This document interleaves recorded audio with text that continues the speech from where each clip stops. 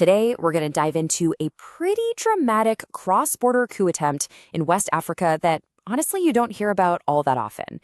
But this isn't just a story about one single event. It's really about power, fragile politics, and what happens when neighbor turns against neighbor. So let's get right into it. So let's set the scene. The year is 1986, and this date right here, September 23rd, well, that's the day a simmering plot was about to boil over and turn into a full-blown international crisis. And it all kicked off with this number, 70. That's how many armed dissidents made their way across the border from Ghana into its neighbor, Togo. Now, this wasn't just some protest. This was a small but very determined invasion force. And what was their mission? It was incredibly audacious and, frankly, incredibly dangerous to overthrow Togo's longtime president, Ghana-Togo and seize control of the entire country. Okay, so let's start with the raid itself. How exactly did this really daring attempt to grab power go down on the streets of Lomé? Now, this was a really strategic attack. The dissidents didn't just storm the capital Lomé at random. No, they went for two critical nerve centers: the headquarters of the ruling party, and some key military barracks. If they had captured these, it would have crippled both the political and military command of the entire state. So how did the Togolese government see these attackers? They did not hold back. The official description they used was a trained terrorist commando unit. And you can bet that language was deliberate. It was meant to frame the whole thing not as some political uprising, but as a hostile act of foreign aggression. But here's the thing. Despite having the element of surprise, the coup failed. So how was it shut down so quickly? Let's take a look at how the whole attack just fell apart. Any conflict has a very real human cost. The fighting, even though it was brief, was deadly. It left at least 13 people killed. And crucially, Togolese forces managed to capture 19 of the attackers, which really stopped the plot right in its tracks. So how was the attack actually stopped? Well, the Togolese security forces weren't in it alone, not by a long shot. President Ayadema had some powerful friends, and the response quickly became international, bringing together a whole coalition of domestic and foreign military power.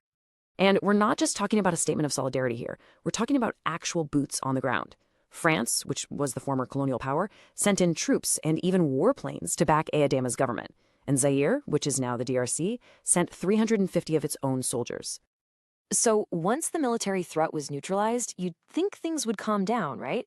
Well, the political battle was actually just getting started. And this is where the story shifts, becoming all about neighbors at odds and the diplomatic fallout that just rippled across West Africa. President Ayadema didn't believe for a second this was just an internal affair. He pointed the finger, and he pointed it directly at his neighbors, officially accusing Ghana and Burkina Faso of backing the whole plot. This, as you can imagine, dramatically escalated regional tensions. And yeah, those accusations had immediate consequences. It set off a whole chain reaction. Right after the coup attempt in September, Togo completely shut its border with Ghana.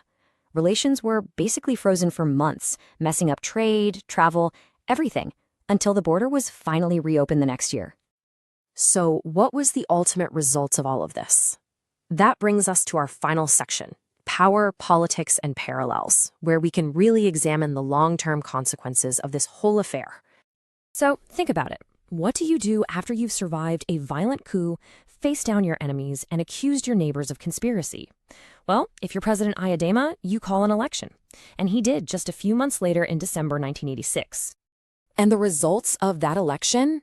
It's unbelievable. President Ayadema was re-elected with over 99% of the vote. So in the wake of a violent attempts to remove him from power, he actually came out of it with his power more consolidated than ever, securing another 7-year term. So what's the big takeaway here? I think it's that the 1986 coup attempt wasn't just some isolated incident. It's a really powerful example of a fundamental truth. Political instability in one country almost always spills over, affecting its neighbors in really profound ways. And this history really leaves us with a critical and timeless question, one that resonates far beyond West Africa in 1986. When one nation is unstable, are its neighbors ever truly safe? It's a thought that history forces us to confront time and time again.